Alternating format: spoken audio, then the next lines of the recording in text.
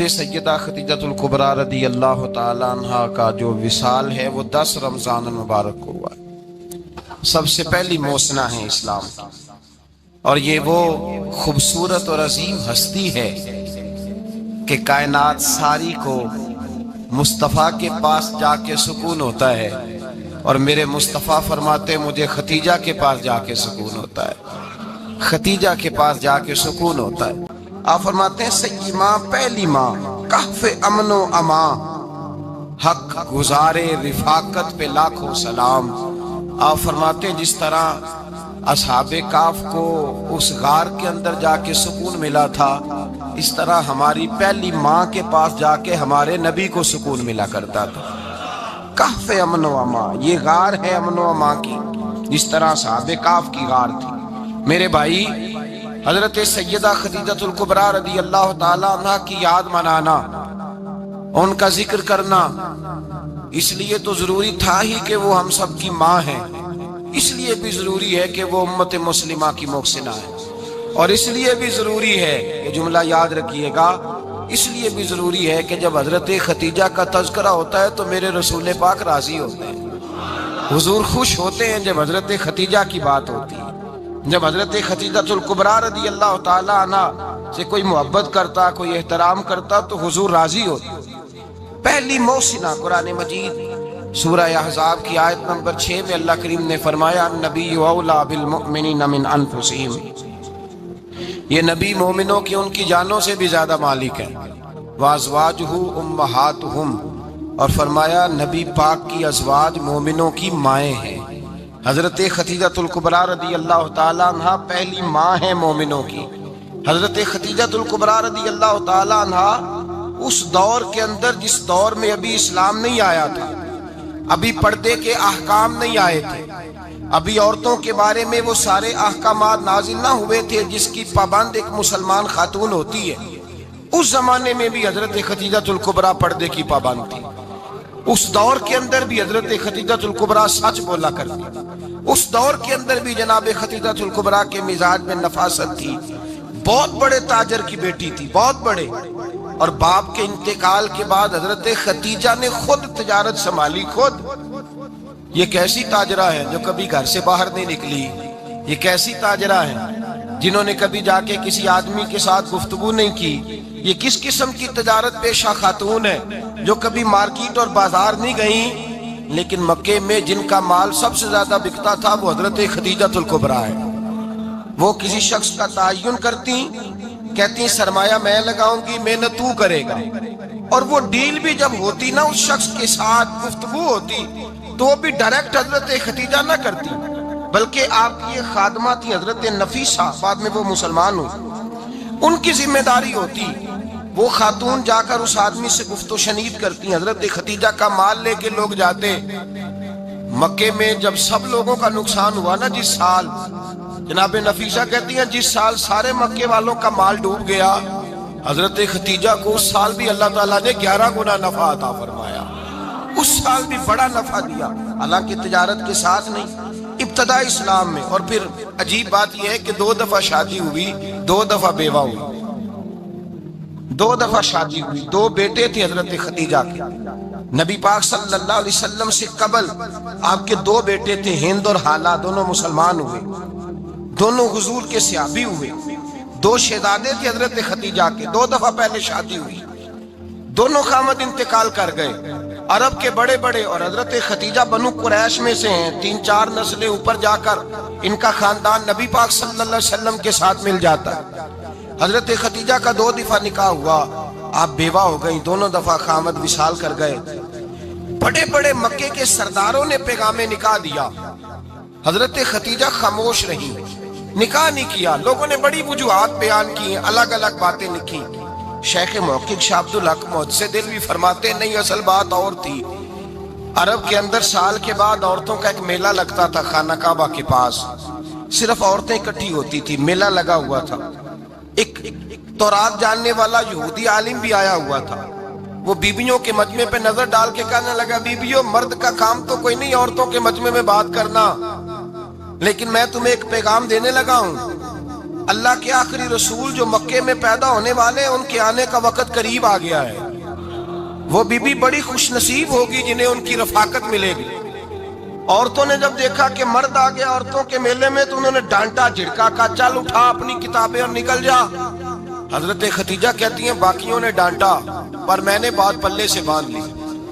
میں نے پلے سے باندھ لی اور میں انتظار کرنے لگی کہ اللہ کرے وہ نصیب میرے ہی ہو, اللہ کرے مقدر میرا ہی کھلے.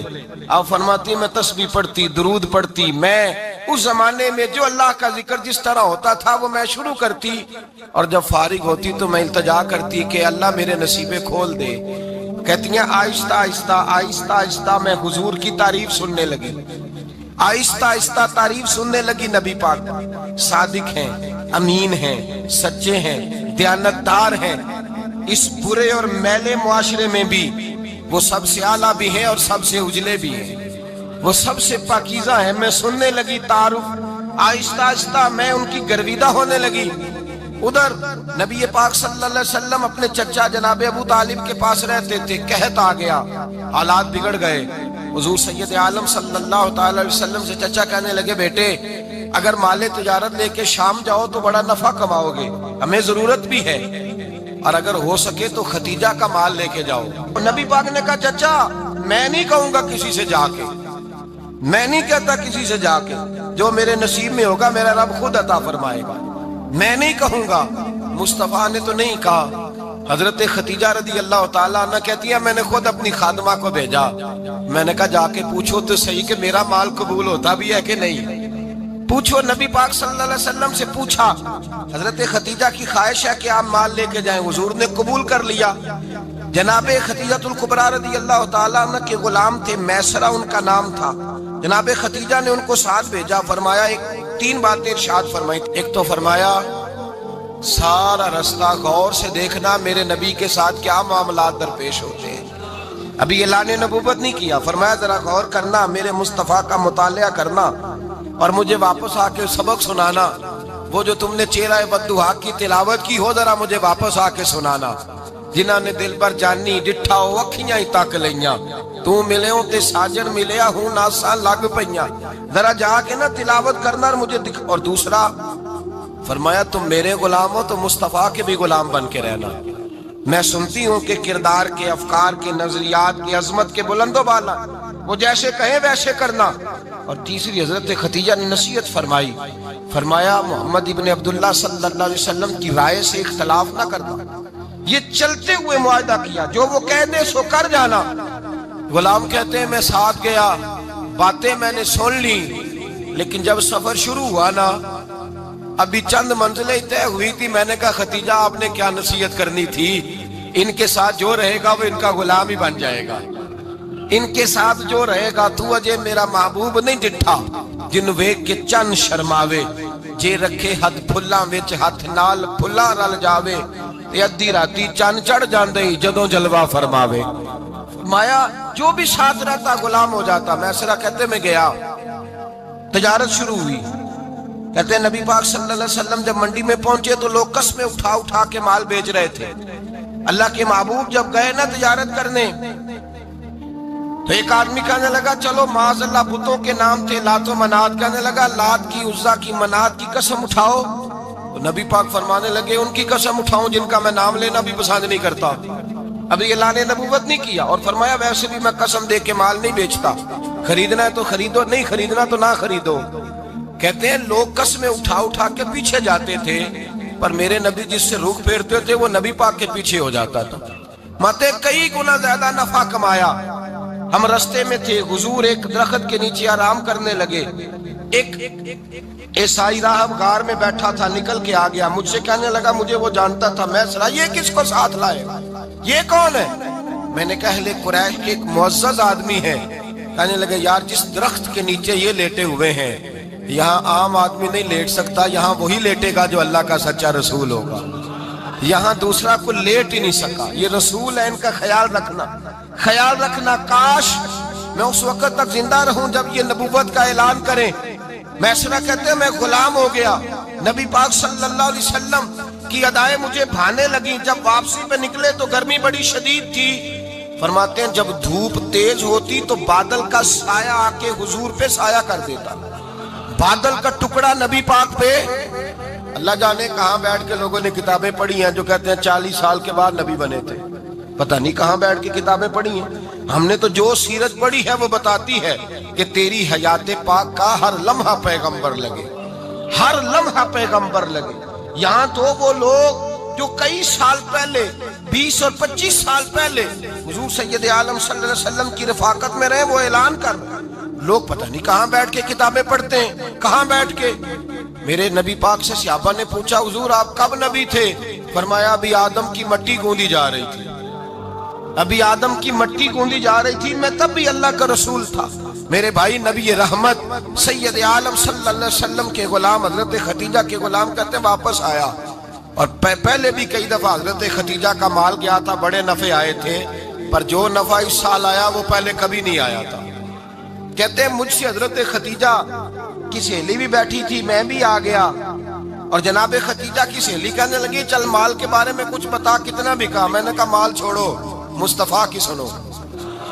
اور پھر کہتی چلو ٹھیک ہے, بادل سایہ کرتا تھا, چلو ٹھیک ہے. تم سے راہب نے پوچھا تھا یہ صحیح ہے, انہوں نے تیری سارے رستے بڑی خدمت کی, تیرا بڑا خیال رکھا, پر یہ بھی بتا تجارت کیسے ہوئی؟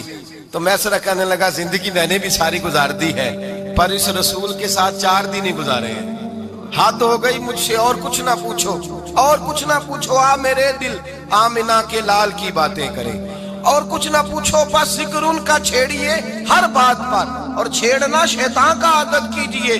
بس مجھے حضور کے تذکرے بیان کرنے ہیں, ذکر مصطفیٰ کرنا ہے. حضرت خدیجہ الکبریٰ بڑی متاثر ہوئی, کہتی ہیں مجھے درجنوں لوگوں نے پیغام نکاح دیا تھا, پر میں نے سنی نہیں تھی. میں نے نفیسہ کے ہاتھ پیغام بھیجا, میں نے کہا میری عمر 40 سال ہے, ان کی 25 سال ہے, اور میرا اعمال اور طرح کا ہے.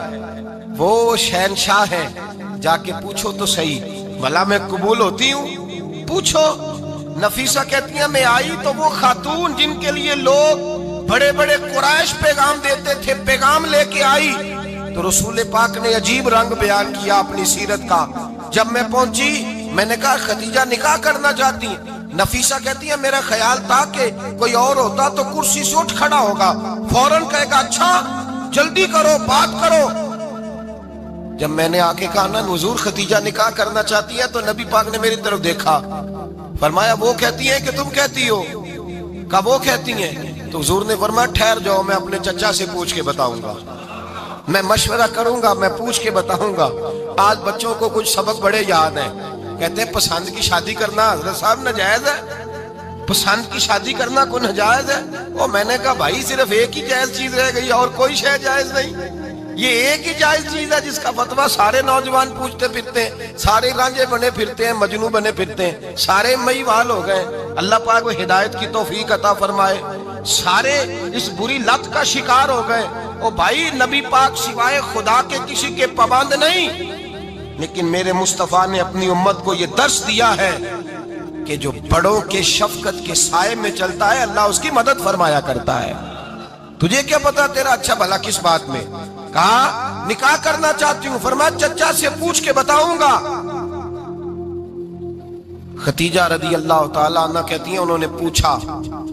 جناب ابو طالب کہنے لگے یہ تو خوش قسمتی ہے کہ ہمیں ایسی بہو مل جائے جس کے کردار میں, افکار میں, نظریات میں اتنی نفاست. مصطفیٰ کریم کے ساتھ نکاح ہوا, قربان جائیں. حضرت خدیجہ الکبریٰ کی شادی ہوئی تو بھائی بڑا مشکل ہوتا ہے, بڑا مشکل ہوتا ہے اپنے آپ کو ڈھالنا.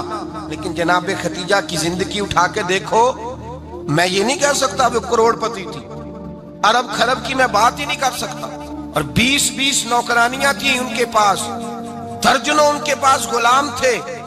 لیکن جب رسول اللہ کے دروازہ نور پہ آئی ہیں, انہوں نے میرے نبی کے گھر میں جھاڑو بھی دیا ہے, انہوں نے حضور کے کپڑے بھی دھوئے ہیں, انہوں نے رسول اللہ کے لیے اپنے ہاتھوں سے کھانا بنایا. انہوں نے دیکھا کہ نبی پاک صلی اللہ علیہ وسلم کو دولتوں سے, تجارتوں سے, سرمایہ سے پیار نہیں. جتنی دولت تھی شام کو لا کے قدموں میں رکھ دی, کہا محبوبہ جب میں تیری ہوں تو میری ہر شے ہی آپ کی ہے.